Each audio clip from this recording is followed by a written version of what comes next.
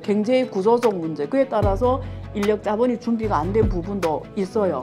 공동부여는 중국 공산당이 처음부터 앞으로 쭉 가져가는 목표다. 중국 정부가 해결해야 되는 게 이게 어떻게 실제로 중국 민영 기업가들한테 그런 이렇게 액션으로 이어가게 할지. 더 이상 나빠지는 것은 막고자 하는데 예. 위로 올릴 생각은 없는 듯한 느낌을 자꾸 받는. 오히려 난 지금 현실에 잘 안 먹힌다, 정책들이.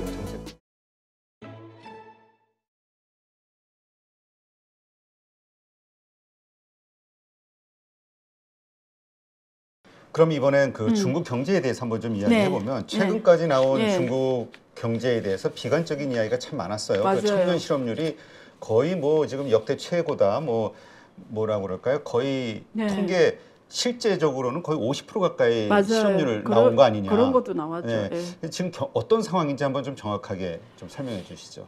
뭐 그 여러 가지 설이 많이 나오고 있어요. 그리고 실제 정부에서 공개한 데이터도 20% 넘었잖아요. 그러니까 다른 걸 뭐 지난번에 뭐 어느清华대인가 북경대인가 어느 대학 교수가 그 사실은 뭐 사실 거의 50%다. 그거 썼다가 잠깐 뭐 거기 그 기사가 없어진 것도 있고. 근데 사람이 없어진 건 아니지? 아니고 그 기사가 삭제됐다. 삭제된 것도 있고. 그런데 어쨌든 도대체 얼마인지는 누가 알겠어요. 근데 정부에서 이제는 발표를 안 합니다. 청년 실업률 지금 발표를 안 하거든요. 그러니까 너무 이게 이슈가 되니까 괜히 이게 사람들이 자꾸 거기 가 있으니까 그래서 발표 안 하는데 어쨌든 마지막 발표가 20% 넘었다는 거는 5명 중에 1명이 실업한다는 거잖아요. 그런 면에서 팩터라는 거 이런 거예요.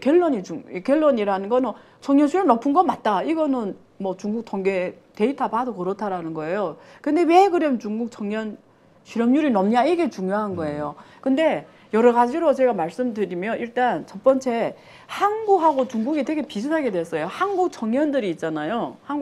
한국도 다 대학 가잖아요. 대학률이 높잖아요. 그렇죠. 그리고 한국은 다 대학생이다 보니까 사람이 눈이 높게 되잖아요. 그러니까 실제 일이 없는 게 아니라 한국 지금 지방의 중소기업이 구인 나는 거 아시죠? 한국 우리 보통 3D 꼭 3D 아니더라도 뭐 일단 경기도만 넘어나면 사람 구하기 힘듭니다. 솔직하게 말 대기업이 아니고는 지방에 있는 중소기업 이런 데는 구인난이에요. 특히 인재를 구하기 힘들어요. 근데 이게 만약에 이게 한국 젊은 사람들도 지금 만약에 조금 눈을 내리면 그런 지방의 중소기업 가서도 사실은 역할을 하겠다 이러면 일이 없는 건 아니거든요. 그렇죠. 근데 중국이 비슷해요. 중국이 지금 중국 기업들이 제일 힘든 게 뭔지 알아요? 구인난이에요. 중국이 사실은 이게 그래 통계로 보는 데이터와 실제 달라요. 중국은 통계로 보는 데이터, 제가 옛날에 여기 와서 몇 번 말했는데 옛날 리커창 총리가 양회 기자 인터뷰에서 말한 것처럼 월 소득이 1,000위안, 우리 돈으로 17만 원밖에 안 되는 못 받는 인구가 6억 명이라며 중국이 1년 안을 겪을 이유가 없잖아요. 그렇죠. 17만 원, 그렇게 30만 원 줘도 올 거 아니에요. 근데 놀랍게도 지금 중국에 있는 기업들이 있잖아요. 노동자를 못 모집해요. 근데 그게 왜 그러냐면 사람들이 중국도 어서는 대학생이 옛날에 막 1,100, 1,200만 요즘엔 낮아서 950만 명 이렇게 나오는데 다 이렇게 엘리트 대학생 교육받다 보니까 눈이 높아서 일단 지방을 안 가려고 다 1선 도시를 선호하고 조금 양보해서 2선 도시까지 하려고 3선, 4선은 벌써 안 가려고 해요. 그러니까 벌써 이 청년들이 다 1선 좋은 큰 도시, 대형 도시 이런 데 와서 놀려고 하니까 다 거기 와서 천 몇백만 명이 경쟁하다 보면 일자리가 결국 이게 첫 번째. 일단은 그러니까 중국이 요즘에 계속 교육 방향 고쳤잖아요. 이제는 옛날처럼 대학생 교육보다도 이제는 독일 모델 써요. 기술교육. 기술교육 중심으로. 그래서 지금 중학교에서 아예 50%를 딱 잘라놨어요. 50%만 대학 갈 수 있다고. 그래 올라가면 또 시험 범위 가니까 이제는 대학 가는 사람을 팍 줄여놨어요. 이제는 다 기술로 가라. 그래서 독일 모델로 지금 가려고 해요. 그러니까 지금 부모들이 난리 난 거예요. 왜냐면 이게 50%를 딱 자르는데 공부 못해 떨어지는 게 아니에요. 비교해서 하는 거니까 잘해도 떨어질 수 있다는 거. 중국 워낙 사람이 많다 보니까. 그래서 지금 해외 유학하려고 해요. 그래서 해외 유학 수요가 엄청 큽니다. 그러면 해외 나가서 학부를 다녀야 된다는 건데 그러다 보니까 중국은 앞으로 이 기술 교육이 필요하다고 느꼈어요. 지금 중소기업 가는 게 기술 노동자들이잖아요. 그래서 교육이 그렇게 바뀌고 있고 두 번째 왜 청년 실업률이 높냐면 실제는 중국의 그 테크 기업들이 있잖아요. 하이테크 기업들은 또 사람이 못 구해서 문제예요. 무슨 말이냐면 얘네들이 도시에 다 있고 싶어 하는데 도시는 주로 하이테크 기업들이잖아요. 거기 또 들어갈 만한 자격을 못 갖췄어. 그러니까 첨단 산업으로의 내 지식 구조가 돼 있냐? 그러니까 이게 노동 구조적 실업이 많아요. 구조적 실업. 그러니까 그게 또 안 맞죠. 근데 중국은 지금 어떤 경제 단계냐면 전통 경제에서 지금 첨단 산업 구조 조정 산업이 지금 그쪽으로 성장이 빠르고 그쪽으로 인력 수요가 폭발적으로 성장하는 단계예요. 배터리 노동자란다. 이게 수요가 어마어마하게 커요. 이 고용 수요가. 네. 근데 그쪽이 지금 노동자란다. 거기에 많은 인재가 없어요. 그러니까 연구 개발직이라든가 하이 테크놀로지 쪽에. 지금 제가 하는 그 어바인 대학교가 공대 대학원인데 주로 배터리 데이터 사이언스 학과를 하는 이유 뭔지 알아요? 이게 빅데이터는 많은데 데이터 처리 이런 거 많은데 융합 학과로서 인재가 없다는 거예요. 배터리 데이터 사이언스 학과 나오면 연봉이 한국 돈으로 2, 3억은 그냥 받아요. 예를 들면 이런 인재는 또 없어. 이런 인재가 내가 돼야 가서 일선도시, 이선도시에서 자리를 찾으면 가는데 또 그런 건 없어. 그래서 구조적 문제도 있어요. 경제의 구조적 문제. 그에 따라서 인력 자본이 준비가 안 된 부분도 있어요. 그 다음에 그러면 세 번째, 이 사람 다 이선 입고 싶어 하잖아요. 어디로 가야 되냐? 그럼 식당이나 이런 데 있죠. 힘든 일에 가야 되는데 요즘에 중국 경제가 너무 안 좋아서 식당으로 많이 파산했고 결국 대부분 저는 중국이 다 디지털화로 갔어요. 한국의 뭐 배달의 민족처럼 어서는 다 이렇게 배달이에요. 집에서 먹어. 옛날엔 식당 와서 먹고 이랬는데 그래서 내가 배달 입군이 안 되면 자리가 없는 거지. 그리고 옛날에 중국 청년들이 많이 취직했던 게 젊은 애들이 좀 엘리트처럼 했던 게 빅테크 기업이잖아. 알리바바, 텐센트 뭐 이런 찡도 이런 BAT 이런 데였는데 얘네들은 주로 오히려 지금 이게 시장이 너무 안 좋으면서 지금 축소시키고 있고. 그래서 지금 사실 중국 경제 우리가 이제 경기 부양에 대해서 많이 신경을 쓰는데 경기 부양이라는 정책 전에 이 공동부유라는 이 정책적 그 목표가 이게 딱 풀려야 그래야 진짜 경기가 살아나는 거 아니냐 이런 시각들이 있어요. 왜냐하면 그 기업들에 대한 그 어떤 규제라든가 이런 압박 이런 것들 때문에 거기가 성장하고자 하는 동력, 거기를 통한 또 하이테크의 일자리들 이런 것들이 다 사라졌잖아요. 제가 사실 이번에 책 쓴 이유가 더 플로란 책 썼잖아요. 이유는 왜 썼는지 알아요? 네, 또 얘기하셨으니까 한번 소개를 해드려야지. 시대의 운명을 내다본 사람이 부를 거머쥔다. 네, 이거 읽고 부를 거머쥐지 못하면 환불. 그럼 그 앞에 절세미인이 있는 걸로 만족하십시오. 잠깐만, 안 보여가지고. 어딨나? 진짜? 근데 제가 그걸 쓴 이유가 있어요. 한국에서 공동부유를 너무 어떻게 보냐면 공동부유를 마치 뭘로 보냐면 중국 그 민영 자본가들을 죽이는 걸 보잖아요. 마윈이나 뭐 마하텅이나. 그래서 이렇게 조금 오해할 수 있는데 그래서 제가 조금 이렇게 제대로 좀 알려주고 싶어요. 일단 공동부유라는 거는 시진핑이 말한 게 아니에요.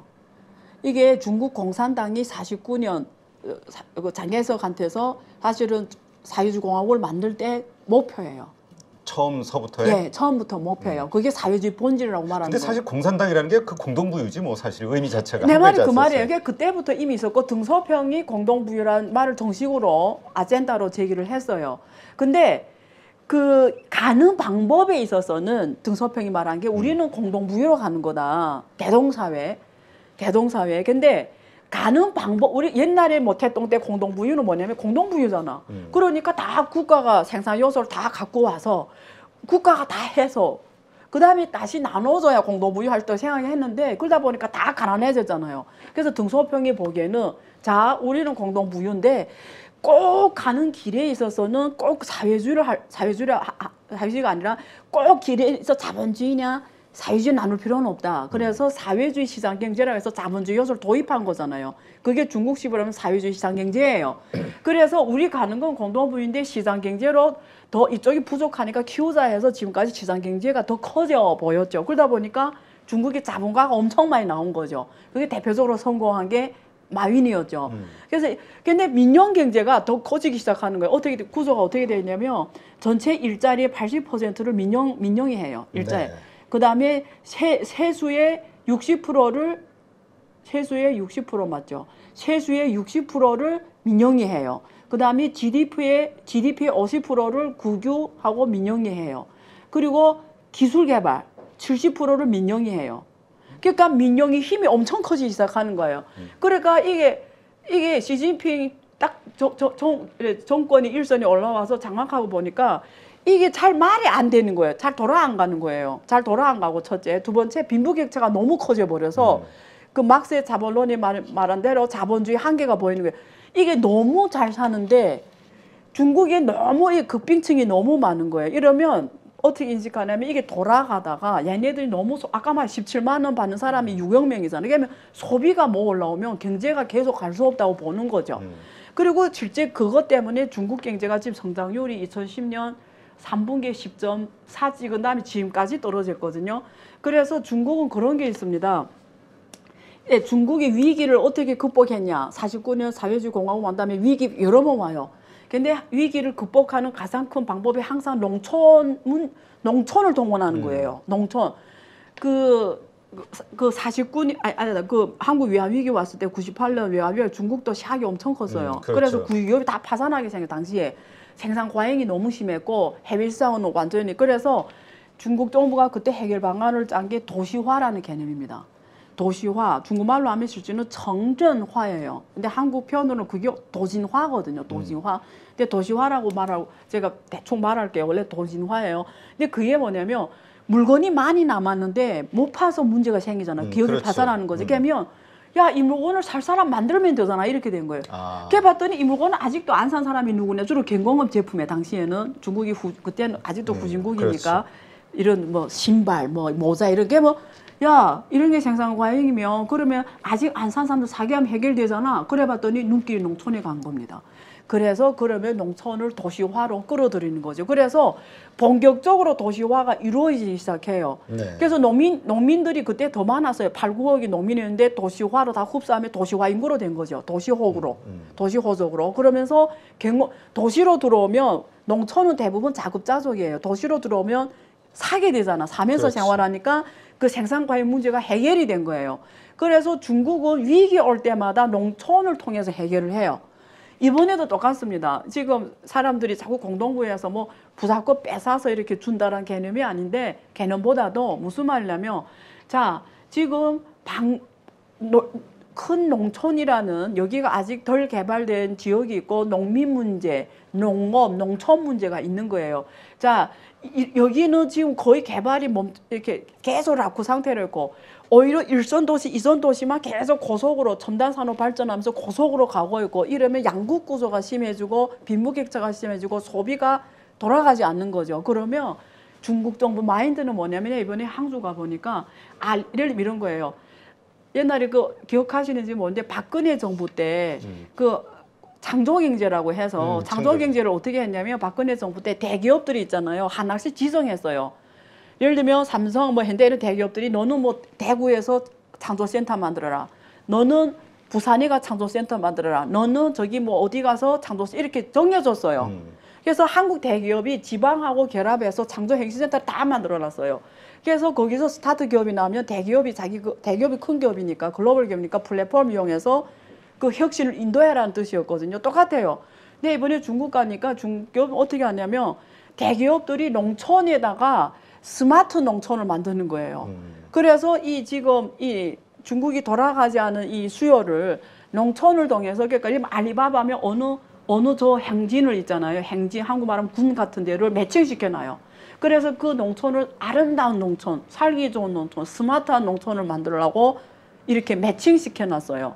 그러면 그거 이렇게 외국 사람들 보기에는 마치 대기업들을 막 이렇게 막 뺏어서 뭐 어떻게 뭐 강조해서 하는 것보다도 그래서 농촌에 이걸 따이동 중국말로 하면 견인을 하는 거죠. 이끌어가는 거죠. 그래서 공동부유를 실현하자 뭐 이런 개념이에요. 그래서 제가 말하는 첫 번째 포인트는 뭐냐면 공동부유는 중국 공산당이 처음부터 앞으로 쭉 가져가는 목표다. 첫째.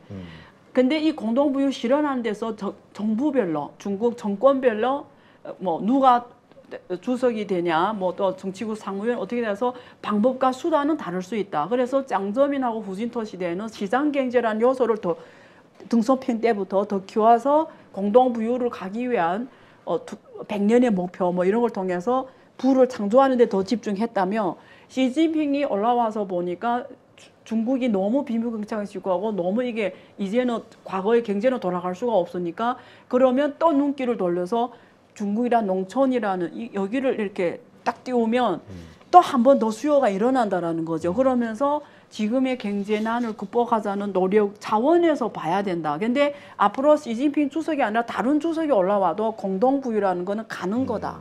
근데 그 공동부유를 하는 거에 대해서 저는 그 논리적으로는 이해가 돼요. 왜냐하면 우리도 모두가 나라가 양극화라는 것 때문에 이 빈부의 격차를 어떻게 해소할 것이냐가 정책적 그 과제이기도 하니까. 근데 그 안 좋은 쪽을 살리기 위한 노력이 이렇게 좀 집중이 됐으면 모르는데 그때 그러한 정책 그 이야기들과 함께 나왔던 게 그런 그 빅테크 우리 테크 기업들 그때 거기에 대한 규제, 규제가 같이 나와 버리고 그 여러 가지 우리가 또 사실 중국은 좀 분위기가 그렇잖아요. 공산당 일당 독재니까. 그러다 보니까 거기에서의 그 어떤 공포 분위기 이런 걸로 됐든 막 기업들이 돈을 해서 그쪽에 대한 투자를 하니까 투자가들 입장에서 이게 시장 경제에 완전히 반대되는 이게 심리가 완전히 거꾸라진 거지. 그 중국 기업가들도 심리. 그렇지. 그러니까 거기에서 막 우리도 그렇지만 경제가 살기 위해서는 기업가들이 막 신나가지고 돈 벌 수 있다는 확신을 투자를 해야 되는데 요거를 풀어줄 수 있는 가능성은 없을까? 중국에서. 그래서 중국 그 요즘에 정치고 회의에서 많이 나오는 그 문건들이 있잖아요. 정책 문건들 보면은 민영 기업의 발전을 적극적으로 지원해라. 그리고 민영 기업들을 어떻게 서포트하겠다 지원 이런 방향 정책 방향이 엄청 많이 나와요. 근데 그게 중국 민영 기업가들한테 확실히 중국은 우선 이렇게 하니 이렇게 먹히냐는 다른 문제예요. 근데 정책 문건, 정책 방역에 시진핑 주석부터 시작해서 그 고위 상위위원들이 말하는 발언 중에 민영 기업을 활성화하겠다는 말이 계속 나와요. 그리고 마윈도 지금 전선에 나왔잖아요. 이렇게 다시 이렇게 좀 이렇게 이미지로 이렇게 띄워서 이제 민영 기업이 중국은 민영 기업을 계속 서포트하고 민영 기업 발전을 지지하고 지원하고 이런 걸 지금 정부 정책 방향으로 언론이나 이런 데 다 지금 기조를 해요. 근데 그게 중국 민영 기업들한테 먹히냐? 거기서 기대를 찾냐?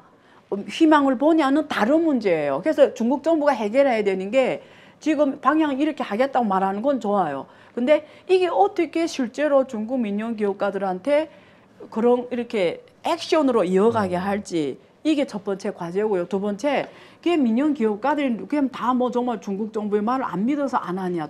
지금 민간 투자는 계속 하락하고 있거든요. 투자 증가율을 보면. 근데 국유 기업 말고는 민간 투자 계속 하락해. 경제가 안 좋단 말이에요. 근데 제가 만나봤더니 민간 투자, 그러니까 민간 자본가잖아요. 이분들이 말하는 게 뭐냐면 경제에 대한 기대 심리거든요. 일단 경제를 좋게 봐야 투자를 하잖아요. 경제를 잘 간다고 보지 않은 이상 누가 투자를 합니까? 확대 재생산을 누가 해요? 그러니까 경제는 제가 늘 말하지만 기대 심리다. 경제는 기대다, 심리다 이렇게 말하잖아요. 그러니까 그 미래 경제에 대한 불확성에 대해서 너무 크게 자신감이 미래를 그렇게 긍정적으로 안 보니까 투자를 일단 보자.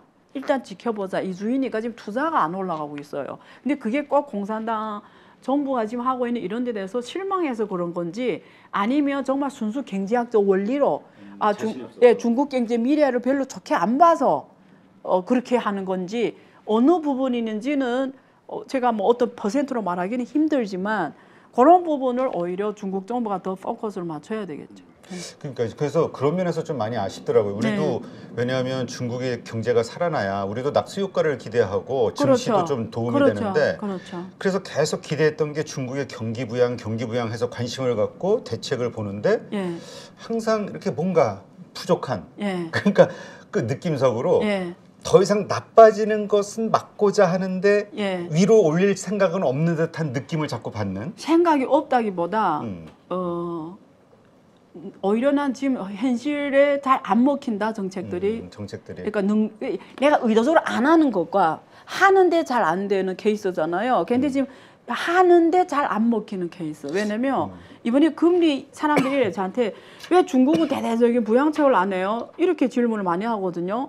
그러니까 외국에서 지금 선진국에서 중국에 대해 지금 기대하는 게 뭐냐면 옛날에 2009년도에 대대적인 부양책 펼쳐 4조 돈 딱 때리고 아니 지금 돈을 엄청 풀었어요. 지금 코로나 이후에 중국 푼 돈이 지금 다 합하면 지금 뭐 8조는 기본이 돼요. 돈 안 푼 게 아니에요. 엄청 풀었어요. 근데 안 먹히는 거예요. 이번에 지준율 인하하고 단기금리도 인하했잖아요. 근데 이게 그러면 옛날 같으면 이 정도로 하면은 그냥 부동산이 팍 뗐어요. 바로 그냥 그게 먹혔다라는 거예요. 지금 안 먹혀요.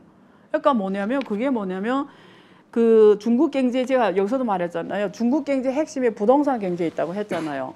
근데 이게 보통 금리를 인하하는 게 부동산 투자는 금리에 베팅하는 거거든요. 근데 이게 지금 중국 경제에 안 먹혀요. 근데 부동산이 일어나면 중국 경제는 단기적으로는 좋게 안 보여, 갈 수가 없어요. 단기는. 장기는 첨단 산업이 주도 산업으로 돼야 되지만 단기는 부동산인데 이 부동산 지금 사람 못 나는 이유가 옛날에는 중국은 정책이 어디에 포커스 되냐면 공급 측 정책을 펼쳐요. 근데 지금 문제가 어디서 터냐면 수요, 소비 여기서 터졌어요. 그러니까 부동산이 지금 사람들이 안 사기 때문에 정부가 지준율 인하하고 금리 인하해도 사람들이 이렇게 가서 대출해서 집을 사야 그게 경제로 올라가는데 아무리 금리 낮추고 우대 금리 주고 어째도 집을 안 사니까 그러니까 정책이 안 먹히는 거죠.